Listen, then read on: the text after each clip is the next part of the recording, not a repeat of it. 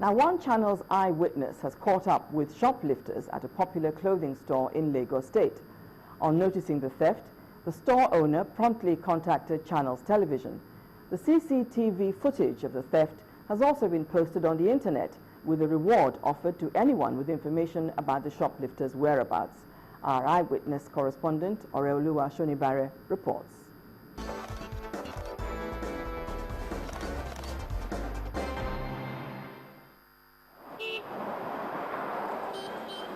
Allen Avenue, one of the most commercial hotspots in Lagos State, is in the news. And that news has brought the Channel's eyewitness crew to this building, which houses Patola, a popular clothing and accessory store. We meet the owner, Patricia Alagbaju, who contacted Channels Television over a case of shoplifting that occurred on March 10, 2015. The theft was discovered days later when she noticed some items had gone missing. Sieving through footage from her CCTV, she notices a trio of women who, in the process of posing as prospective customers, begin to reveal their true intentions.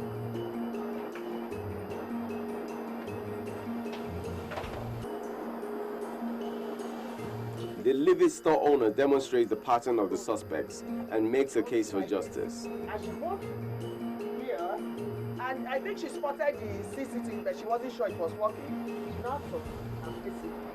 For the two ladies with their mother, two beautiful ladies with their mother, to come in and took so many things from this shop.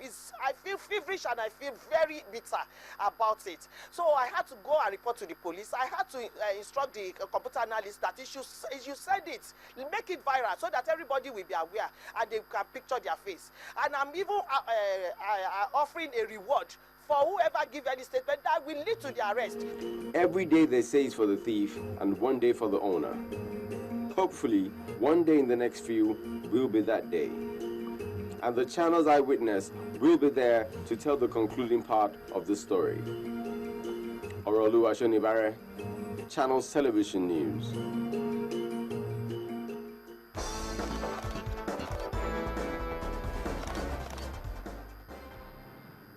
Do keep those reports coming in. In what seemed like a major political victory, the leadership of the People's Democratic Party yesterday welcomed 120 support groups of the former Vice President, Atiku Abubakar, who said they had defected to the ruling PDP and joined the camp of President Goodluck Jonathan. Deputy Chairman of the PDP, Uche Secondus, the Special Advisor to the President on Political Matters, Professor Rufai Alkali, and the FCT Minister, Bala Mohammed, were some of the PDP leaders who received the groups in Abuja. But all that is being put into question as the former Vice President has denied knowledge of the groups of politicians said to be his supporters. The former Vice President today insisted in a statement by his media office that he remains a committed member of the APC and distanced himself from the purported defectors. He asked that their action should be discountenanced. The Director General of the Jonathan Campaign Organization, Femi Fani-Kayode, has accused the All Progressive Congress of running an illegal radio station. At a press conference in Abuja, Mr. Fani-Kayode alleged that the station's focus is to incite Nigerians against the federal government. He accused former Ekiti State Governor Kayode Fayemi and APC leader Bola Tinubu of being the brains behind APC Radio.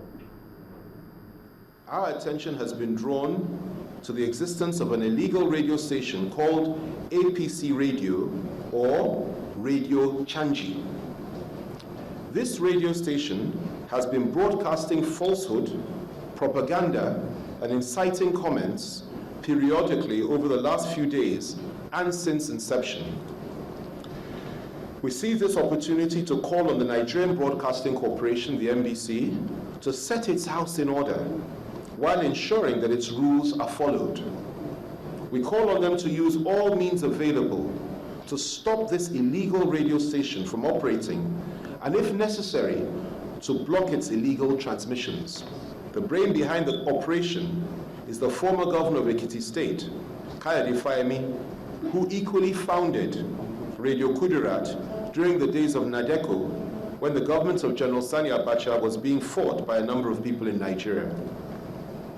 The opposition know that they would lose the election, and after this happens, it is their intention to begin to use this illegal radio station to incite Nigerians against the government.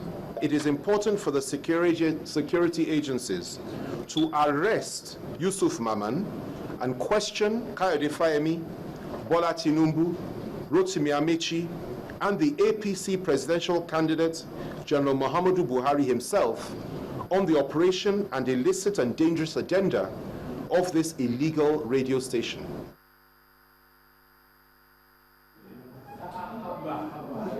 I've been around for some time. Hello, my name is Gambari. Former Minister of Foreign Affairs, Professor Ibrahim Gambari, on a visit to Channels Television headquarters in Lagos this evening. Professor Gambari, in the company of board members of the Savannah Center for Diplomacy, Democracy and Development, was received by the chairman of Channels Television, Mr. John Momo, and members of the station's management. The former envoy is seeking Channels Television partnership in propagating free, fair and violence-free 2015 elections. He condemns hate speeches and asks Nigerians and politicians to show leadership in the conduct of the polls. Charity begins at home, and that is election 2015, because in our view, that election, really is an embodiment of what Savannah stands for, which is the link between peace, between democracy, and between development. And if we get it right in the election, it will affect advance democracy, it will advance peace in our country, and it will advance development. And so we set up the Council of the Wise. The chairman of that council is Justice Owais, the former Chief Justice of Nigeria. Among the members are Sheikh Lemu, who was recalled the chairman of the Presidential Commission post-2011 violence. We need credible elections in Nigeria, transparent, free and fair, so that we have credible results. And that with credible results, then people will be able to accept the outcome. Also, the history of violence that accompanies our elections before, during, and after, we have to break out of this cycle and do everything we can with traditional rulers, civil society, the media, which has a special responsibility. I think on the issue of hate speeches and all these irresponsible statements, including from people who should know better, that you don't provoke violence, you start violence, nobody knows where the end of it will be. And we make two other points, which is that there will be 5 elections in West Africa this year. We are the first. There are 5 other elections in the rest of Africa. That means 10. So West Africa is watching. Africa is watching. We are the most populous country in Africa, biggest economy, but also we have to show leadership in how we conduct the election. And as the National Assembly campaigns wind down in most states, over in Anambra, the People's Democratic Party's senatorial candidate for Anambra Central Senatorial Zone, Mrs. Uche Ekwenife, has assured the people of Awka Etiti of quality and effective representation if they elect her as senator for the zone. Mrs. Ekwenife's assurance was given during a town hall meeting organized by her campaign group. An impressive crowd of supporters gathered at the Udochukwu Civic Center in Awka Etiti, Idemili South local government area of Anambra State. Interactive session. The PDP senatorial candidate for Anambra Central Zone, Mrs. Uche Ekwenife. The National Assembly is our ranking and party. Now I'm a ranking House of Representatives member. If I go to the Senate, I'll be a ranking senator. And in the right party. And being in the right party, we have a lot to benefit from being in the right party and being a ranking senator. Passionately implores them to vote the incumbent, President Goodluck Jonathan, and herself, based on their performance so far. So coming from the majority party, because I know Goodluck Jonathan will win the election again. So PDP will continue to be a majority party and a leading party and the government at the center. Or nobody will take it away from him. So coming from the majority party, we have a lot to benefit in terms of strategizing and putting Anambra State in the affairs of Nigerian government. Touched by her appeal and encouraged by her zeal, the people respond positively by affirming support for the PDP in the forthcoming polls. The race heats up as the elections draw nearer. The PDP candidates hope for victory, having been assured of participation by their supporters. When the news at 10 returns, federal government announces plans to launch $1 billion small and medium wholesale bank to boost MSMEs. That's on Business News. Do join us again.